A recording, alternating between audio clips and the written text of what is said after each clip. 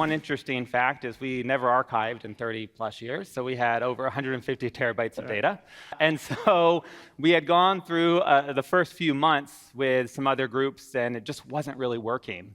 And so we made that transition to IBM and S&P. We believe in what S&P can do. We were committed to the capability and the technology that S&P brought to the table. But in the end, it resulted in the smoothest go-live that I've ever seen in 20 years of consulting.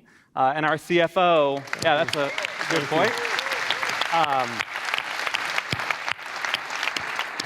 Our CFO said in all of his time at working, he's never seen a technology implementation go as smooth as this one did. Transformations will not end at Adobe.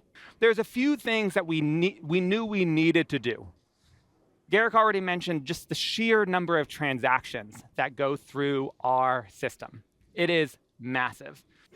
And so that led us into the hybrid, Bluefield approach, right? And so if we look at our success story where we did go live, we had no P1s, we were able to really drive things through fruition, it was the right calculated risk.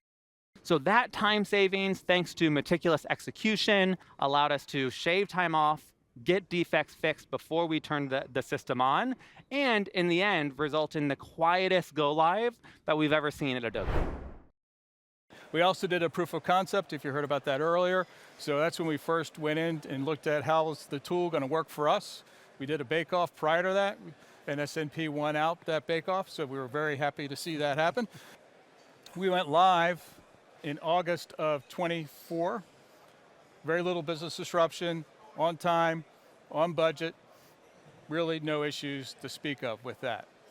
We looked at multiple tools in the market. S&P stood out in terms of the number of countries that we had to implement, number of modules that we have in scope.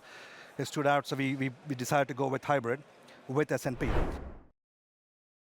So one thing that we are doing right now is that we're consolidating and simplifying our system architectures. I think that's where you're coming in, because our idea is that it's not only we want to consolidate our ERP system, but also we are looking at the PLM, our engineering system, and shop floor system. Yep. So we went live with S4 last year with the help of S&P in kind of like migrating our 25 years worth of data. So now, on the ERP space, we have all this non-SAP system that we need to move to SAP.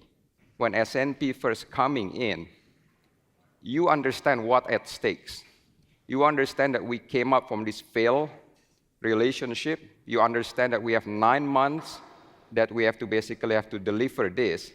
So, but you didn't just come and then wipe out everything. You came in, you try to understand what has been done, and then what we can salvage, and then you also understand, like, we have a deadline that we have to make. Number two is that we feel that you have our back. I think that's the most important thing. But at the end, none of those matters if we don't deliver results. So the third key defining moment is that when we went live. January 2024, we went live with S4 for 70,000 employees in Northrop Grumman. So we are a $40 billion company, 100,000 people. We went live with S4 for 70,000 of them. We went live.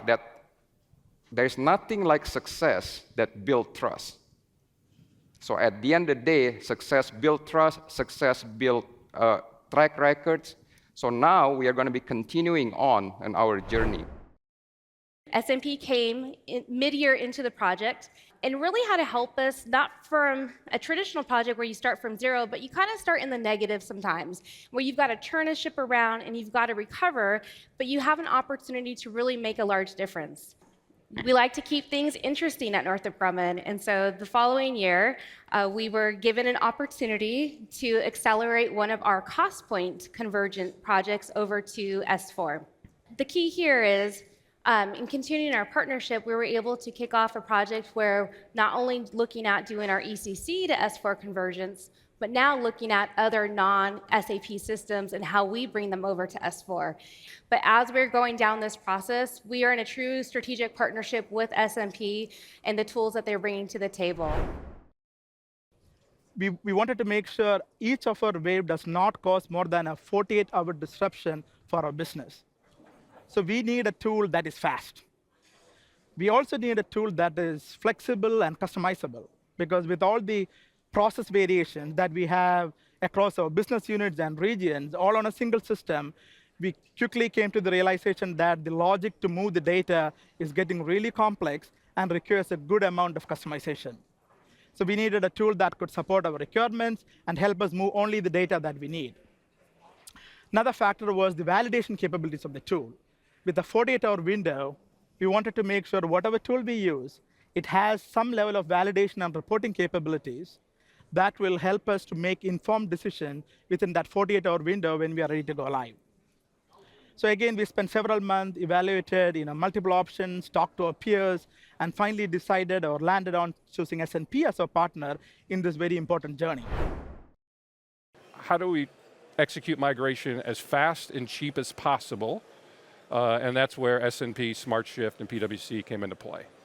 One of the things we wanted to call out here is the purple boxes, which are the data runs. And you'll see there's a total of 5+1 walks. Sometimes we have people say, hey, wait a minute, I'm migrating, it's like an iPhone app. Why doesn't it just upgrade overnight? No, it takes time. Why does it take time? You see here, we're going to be migrating 5 times before we do the production cutover. Why is that? You want to make sure that when you do it for real on that weekend, that it goes well. But one of the points we wanted to call out here is you see S&P all along the way. For every mock cycle, you see them there. They're not just in and out. No, they're there from day one of the initiative all the way to making sure that go live goes well.